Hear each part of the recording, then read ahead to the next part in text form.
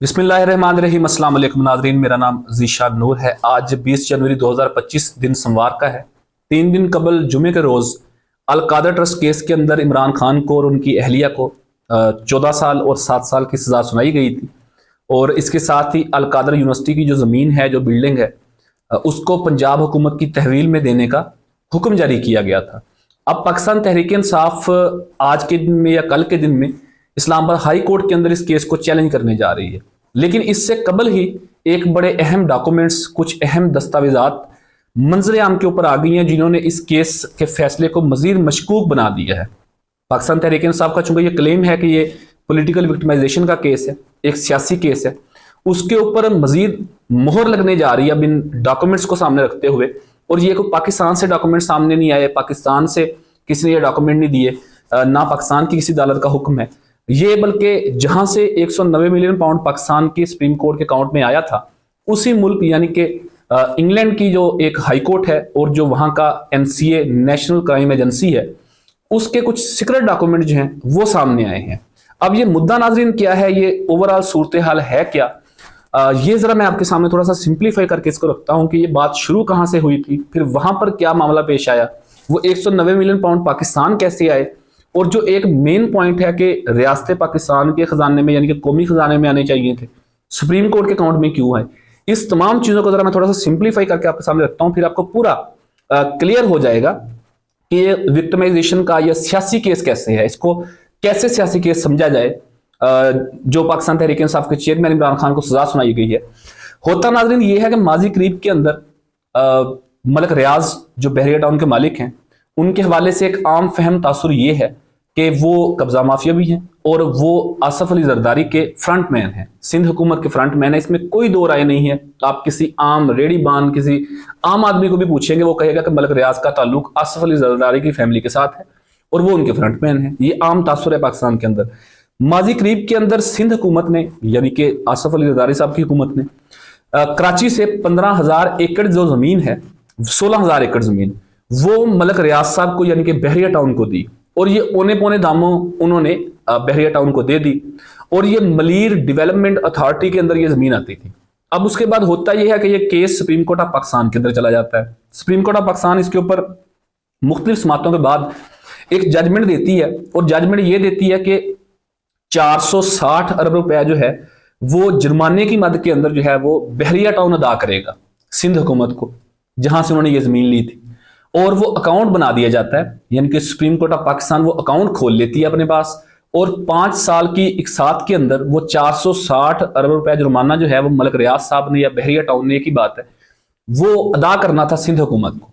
अब होता नाजरीन ये है कि 2019 में जो मलिक रियाज साहब के बेटे हैं अली मलिक साहब, वो लंदन में यानी कि इंग्लैंड के अंदर वो हुसैन नवाज साहब जो मियां नवाज शरीफ के साहबजादे हैं, उनसे वो कुछ प्रॉपर्टी वहां पर परचेज करते हैं और अपने एक अकाउंट से 50 मिलियन पाउंड के करीब वो रकम उन्हें भेजते हैं, और उसी अकाउंट से मजीद भी ट्रांजैक्शंस वहां पर होती हैं। और जिसके बाद जो NCA है नेशनल क्राइम एजेंसी, उसके नोटिस में वो अकाउंट आता है, वो उसका मुशाहदा शुरू कर देते हैं, इन्वेस्टिगेशन शुरू कर देते हैं, उसके ऊपर नजर रखना शुरू कर देते हैं कि ये अकाउंट है किसका, और दरअसल इससे जो ट्रांजैक्शंस हो रही हैं ये उन्हें मशकूक फील होती हैं वो। अच्छा, उसके बाद होता यह है कि जो NCA है वो उस अकाउंट को फ्रीज कर देती है। जब उस अकाउंट को फ्रीज करते हैं तो उसके बाद फिर जो मलिक रियाज और उसकी जो फैमिली है, उनके वीजे भी कैंसिल हो जाते हैं कि जी आपकी इन अकाउंट से ट्रांजैक्शन जो है वो मशकूक महसूस हुई है, लिहाजा आपके जो वीजे हैं वो भी कैंसिल किए जाते हैं। और आज के दिन इसी लम्हे तक भी उनकी पिटीशन जो है वो इंग्लैंड एंड वेल्स जो हाई कोर्ट है, वहां पर मलिक रियाज साहब की फैमिली ने पिटीशन दायर की हुई है कि उनको वीजे बहाल किए जाए, उन्हें वीजे दोबारा दिए जाए। तो वीजे जो है वो उनके कैंसिल किए गए थे इसी मद के अंदर। अब वो जो अकाउंट था उसका, उस अकाउंट में 190 मिलियन पाउंड की रकम मौजूद थी, जो इस केस का नाम है जो पाकिस्तान के अंदर आए। अब उस अकाउंट में जो रकम मौजूद थी उसको फ्रीज कर दिया नेशनल क्राइम एजेंसी ने, वो पैसे उन्होंने वहां पर रोक लिए। अब चूंकि वो कोई क्राइम के पैसे नहीं थे, वो कोई मनी लॉन्ड्रिंग नहीं थी, वो वहां पर उन्हें मशकूक जरूर महसूस हुए थे, जिसके बाद उन्होंने उसे डीफ्रीज तो करना था और वापस वो पैसे भिजवाने भी थे उनके पास। तो वहां पर नाजरीन जो NCA है उन्होंने सुप्रीम कोर्ट ऑफ पाकिस्तान के उस हुक्म को सामने रखा जो अभी माजी करीब के अंदर सुप्रीम कोर्ट ने दिया था कि बहरिया टाउन ये 460 रुपए का जुर्माना अदा करेगा। जब वो जजमेंट उन्होंने सामने रखी तो उस जजमेंट के बाद जो एनसीए थी उन्हें ये महसूस हुआ कि जो वहां पर बहरिया टाउन ने यानी कि इस फैमिली ने जो 460 रुपए की अदायगी करनी है, शायद उसी पैसों को बचाने के लिए इन्होंने ट्रांजैक्शन इस अकाउंट में की और यहां पर पैसे रखे हुए हैं। होता यह है कि उसके बाद एनसीए जो है उसका इसी सुप्रीम कोर्ट यानी कि सुप्रीम कोर्ट ऑफ पाकिस्तान के हुक्म को सामने रखते हुए वो ये सोचते हैं कि ये पैसे जो हैं ये वापस पाकिस्तान भिजवाए जाएं और सुप्रीम कोर्ट ऑफ पाकिस्तान के उस अकाउंट में भिजवाए जाएं जहां पर इन्होंने जुर्माने की मद के अंदर अदा करने हैं। फिर एनसीए और जो अली मलिक साहब हैं जो बहरिया टाउन के मालिक मलिक रियाज साहब के बेटे हैं, उन दोनों के दरमियान एक बायोलैटरल एग्रीमेंट होता है। दो लोगों के दरमियान एक मुआहदा होता है जिसमें यह तय होता है कि हम इसको सीक्रेट रखेंगे, इसको ओपन नहीं करेंगे, इन डॉक्यूमेंट्स को, इस मुआहदे को हम पब्लिक नहीं करेंगे। एक सीक्रेट मुआहदा होता है और उस मुआहदे के तहत वो अकाउंट डीफ्रीज होकर हुकूमत पाकिस्तान से रब्ता किया जाता है। और ये डेट है जी 6 नवंबर 2019 जब पाकिस्तान तहरीक इंसाफ की हुकूमत थी। 6 नवंबर 2019 को एनसीए जो है उन अकाउंट को डीफ्रीज करती है और साथ एक प्रेस रिलीज भी जारी करती है। उस प्रेस रिलीज के अंदर वो तमाम मुद्दा बयान करते हैं कि ऐसे ऐसे हमने अकाउंट देखा, मशकूक पाया, उसकी इन्वेस्टिगेशन की और हम इस नतीजे पर पहुंचे हैं कि अब ये पैसे जो हैं उसके अंदर जो उन्होंने लाइन लिखी नाजरीन, उस लाइन के ऊपर बेसिकली एक स्टेटमेंट के ऊपर कुछ अल्फाज के ऊपर ये पूरा मुकदमा खड़ा है और वफाकी हुकूमत इस वक्त उसी एक स्टेटमेंट के ऊपर पूरा बयानिया बना रही है। और वो स्टेटमेंट जो है वो प्रेस रिलीज के अंदर जो उन्होंने लिखी वो ये लिखी कि जी that money will be return to the state of Pakistan, यानी कि एनसीए ने उस प्रेस रिलीज के अंदर ये लिखा कि ये रकम जो है ये स्टेट ऑफ पाकिस्तान को यानी कि हुकूमत पाकिस्तान के पास हम भेज रहे हैं। उनका हरगज मतलब ये नहीं था कि कौमी खजाने के अंदर जा रही है, वो सुप्रीम कोर्ट की उस जजमेंट के बाद ही इन पैसों को वापस भेज रहे थे तो सुप्रीम कोर्ट के अकाउंट में ही आने थे। लेकिन इसी एक लाइन को, इन्हीं अल्फाज को सामने रखते हुए पूरा केस बनाया गया और उसके अंदर इमरान खान को सजा दी गई। अच्छा, होता यह है कि उसके बाद वो जो डॉक्यूमेंट है वो चूंकि वफाकी की बिना से उसकी अप्रूवल लेनी थी। अब ये जो एक पॉइंट, एक मुद्दा सामने रखा जाता है कि जी इमरान खान ने वफाकी की बिना के सामने यानी कि 3 दिसंबर 2019 को वफाकी की बिना के सामने जो एक लिफाफा लहराया और उस लिफाफे को ओपन नहीं किया बल्कि वफाकी की बिना को हुक्म दे दिया कि आप इसके ऊपर साइन कर दें। अब ये भी एक मुद्दा बनाया जाता है और कौम के सामने एक बयानिया बनाने की कोशिश की जाती है। अब इसके अंदर नाज़रीन मामला ये है कि वो जो एग्रीमेंट था, चूंकि एनसीए और मलिक रियाज साहब के साहबजादे अली मलिक के दरमियान एक सीक्रेट डॉक्यूमेंट का एक मुआहदा था, एक बायोलैटरल एग्रीमेंट था, तो उसको पब्लिक किया ही नहीं जा सकता था, कॉन्फिडेंशियल था वो, इसी वजह से वो पब्लिक नहीं किया गया था। तो उस वक्त की कबीना से मंजूरी लेके, हालांकि ये 3 दिसंबर 2019 को कबीना से मंजूरी ली है, लेकिन उससे 4 दिन कबल यानी कि 29 नवंबर को ही 101 million pound state bank of Pakistan की बजाय सुप्रीम कोर्ट के अकाउंट में आ चुके थे। तो अगर इतनी ही गलत बात थी तो कबीना में जाने से पहले उसको रोक लिया जाता। हालांकि ऐसा नहीं हुआ। उस वक्त ये रूटीन में ही चीज सारी हो रही थी, लीगली ही सारी चीज हो रही थी, कोई बैड इंटेंशन इसके अंदर नहीं थी, कोई करप्शन नहीं थी, कोई माली बेज़ाब्तगी नहीं थी। लेकिन चूंकि पॉलिटिकल विक्टिमाइजेशन का केस जो बनाना था, इस वजह से सारा मुद्दा जो है वो खड़ा किया गया। उसके बाद नाज़रीन वो जो पैसे हैं वो सुप्रीम कोर्ट ऑफ पाकिस्तान के अकाउंट में आ जाते हैं। चूंकि वो स्टेट बैंक ऑफ पाकिस्तान के अंदर एक यानी कि पाउंड जो थी उसके अंदर वो पैसे आए 190 मिलियन पाउंड के अंदर, वो स्टेट बैंक ऑफ पाकिस्तान के अंदर रख दिए गए और उसके बराबर जो रकम बनती थी तकरीबन कोई 70 अरब रुपए के करीब, वो सुप्रीम कोर्ट ऑफ पाकिस्तान के अकाउंट में आ गई।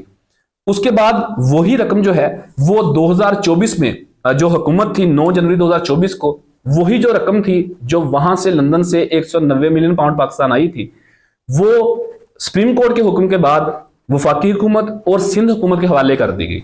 अब इस सारे मामले के अंदर नाज़रीन पैसे वहां पर पकड़े गए, पैसे वापस सुप्रीम कोर्ट के अकाउंट में आ गए, सुप्रीम कोर्ट के अकाउंट से वो पैसे सिंध हुकूमत चले गए उसी जुर्माने की मद के अंदर। अब इस सारे मामले के अंदर पाकिस्तान के खजाने को क्या नुकसान हुआ, इसके अंदर करप्शन कहां से आ गई, पाकिस्तान को बतौर रियासत, पाकिस्तान की इकॉनमी को क्या नुकसान हुआ, बल्कि फायदा हुआ कि 190 मिलियन पाउंड के रिजर्व्स जो हैं वो स्टेट बैंक ऑफ पाकिस्तान के अंदर आए। नुकसान कहां पे हुआ, मुद्दा बेसिकली जो था कि करप्शन की है, नुकसान पहुंचाया है, पाकिस्तान की रियासत के पास पैसे आने थे, वो मुद्दा तो बेमैनी इसके बाद बाहर लगता है। लेकिन इसके ऊपर एक ये भी पॉइंट बड़ा अहम है कि इससे कबल भी माजी के अंदर भी इस तरह के वाकयात हुए और एनसीए ने बहुत सारी चीजें पकड़ी, इस तरह के अकाउंट्स पकड़े और उसमें पाकिस्तान जो है वहां पर केस करता है जाके, और 4, 6, 8 साल वो केस चलता है और उसमें जो केस जीतने की रेशियो है बहुत थोड़ी है। मतलब 80% चांसेस होते हैं कि केस पाकिस्तान हार जाएगा, और 1 रुपए की रिकवरी आज तक नहीं हुई। उल्टा पाकिस्तान ने पैसे वहां पर लगाए वकला की फीसों की मद के अंदर। तो एक जो मस्बत चीज थी कि पैसा पाकिस्तान आया, पाकिस्तान की इकॉनमी को फायदा हुआ, जुर्माने की मद के अंदर हुकूमत सिंध को अदा हो गए, लेकिन इसके ऊपर ये तमाम तर मुद्दा बना के और एक साबिक वज़ीर आज़म की तजलील करके उसको 14 साल कैद बमुशक्कत की सजा सुनाई गई है। बहरहाल इस केस में वो जो अली मलक साहब से हुसैन नवाज साहब वहां पर परचेज कर रहे थे प्रॉपर्टी, उन दोनों का ट्रायल नहीं हुआ। मलक रियाज साहब के पैसे थे, उनका जिक्र कहीं नहीं हुआ। शायद ये लोग जो हैं वो रियासत से ज़्यादा ताकतवर हैं। जो इंसाफ का मेयार है पाकिस्तान के अंदर, जो अदालती निज़ाम है, उससे शायद ज़्यादा ताकतवर है, जो इनके ऊपर कोई ट्रायल नहीं हो सकता, इनको कोई नहीं पूछ सकता। और वो कबीना जिन्होंने साइन किए थे, अगर इतनी ही गलत बात थी, वो कबीना के लोग क्यों बाहर हैं, उनका ट्रायल क्यों नहीं हुआ, उनको सजा क्यों नहीं हुई।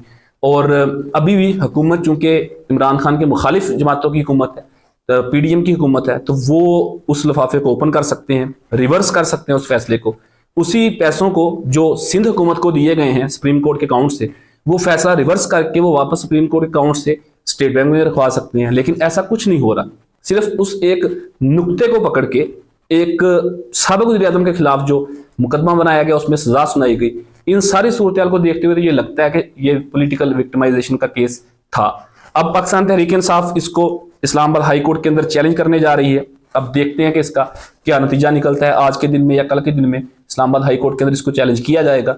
इस हवाले से फिर जो भी तफसीलात होंगी वो वक्तन फ़क्तन आपके सामने जरूर रखते रहेंगे। लेकिन ये नई एक डेवलपमेंट, एक नया जो है वो इंग्लैंड एंड वेल्स की हाई कोर्ट की एक नई जजमेंट जो है वो उसके कुछ चीज़ें सामने आई जो मैंने आपके सामने रखने की कोशिश की है। अब देखते हैं कि इस तमाम केस के हवाले से क्या नई डेवलपमेंट सामने आती है, क्या नई पेशरफ्त आने वाले दिनों में होती है।